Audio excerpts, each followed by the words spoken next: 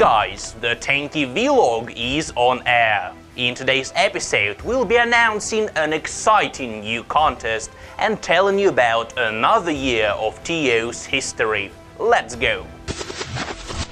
Tankers November is coming to an end, and with just 1 month left till the new year, the atmosphere is begging for a new contest, so we've decided to organize one.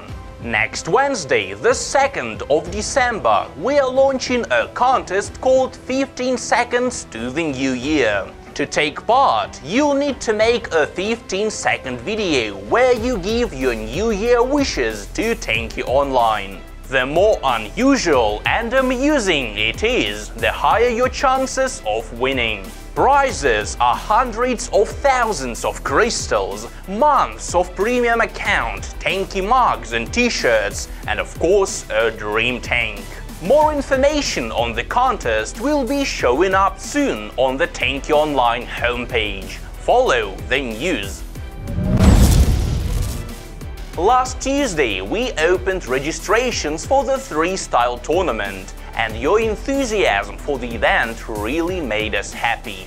In fact, the 64 teams needed for the tournament came in a lot faster than expected. The race for the acid paint and 700,000 crystals starts on the 30th of November. This is when the first battles of the group stage will take place. Make sure you follow the tournament via the special site and our Facebook page. And of course, the final battles will be streamed live on our esports channel. So good luck to all the participants, this will be a lot of fun.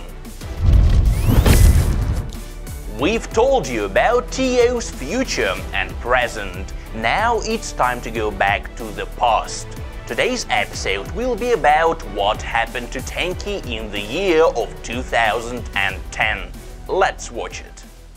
2010 was a period of major achievements and serious growth for tankionline. To give you some perspective, the game had less than 100,000 registered users at the beginning of the year, but by the end of it, it had more than 1 million. But let's keep things in the right order.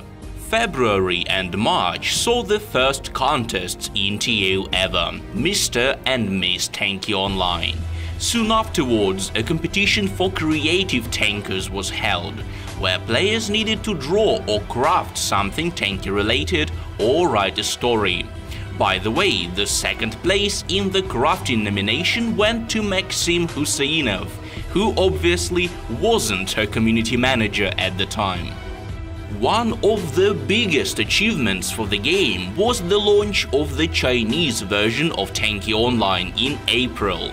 The name was changed for the Chinese market from TO to 3D Tank. Tanki is a strange word in China. People don't know this. Second reason is tankionline.com is too long. Additionally, due to Chinese legislation, servers had to be placed in a separate cluster, which meant players from China never faced tankers from the European version of the game on the battlefield. Without any doubt, the primary milestone of 2010 was the launch of the so-called second tier of equipment. 6 new items, 3 turrets and 3 hulls, extended the arsenal of existing equipment. Thunder, Freeze and Ricochet expanded on the concepts of Smoky, Firebird and Twins, while Hornet, Viking and Mammoth were basically upgraded versions of Wasp, Hunter and Titan. The new items affected the game in a truly major way.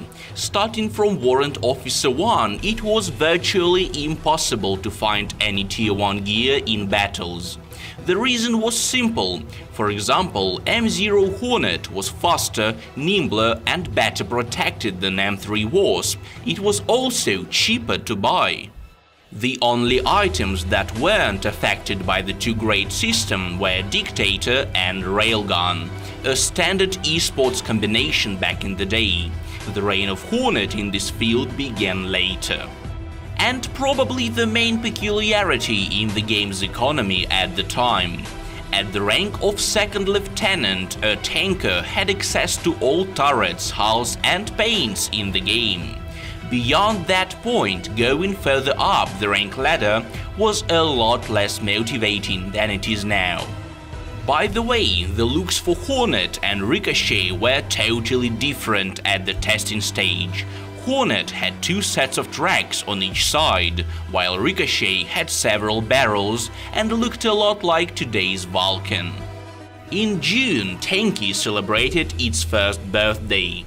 About a month later, on the 7th of July, the first issue of the Russian TO newspaper was launched, made completely by the community's enthusiasts. After that, dozens of issues followed, providing tankers with a constant flow of guides, reviews, contests and fictional stories. The second Sunday of September, Tankers Day, saw the first ever discount in TO's history, which provoked unexpectedly negative reactions. Of course, the community soon realized how beneficial these sales were and started looking forward to them on every holiday ever since. In November, TO took part in the Runet Prize. The game had to compete with the biggest players on Russia's gaming market, but managed to get into top 10 in the people's voting. The last milestone for 2010 was the New Year holiday. Themed decorations, unique map, discounts – this is when all the traditional attributes of any Tanki event were born. In the meantime, Alternativa Platform's masterminds were still working on the ambitious Tanki 2.0, while TO's community began hearing rumors about a new turret called Shaft. But more on that in the next episode of the vlog. Now let's check out the best video sent to us since last Friday. Oh, and by the way, the topic for next week stays open, just like last time.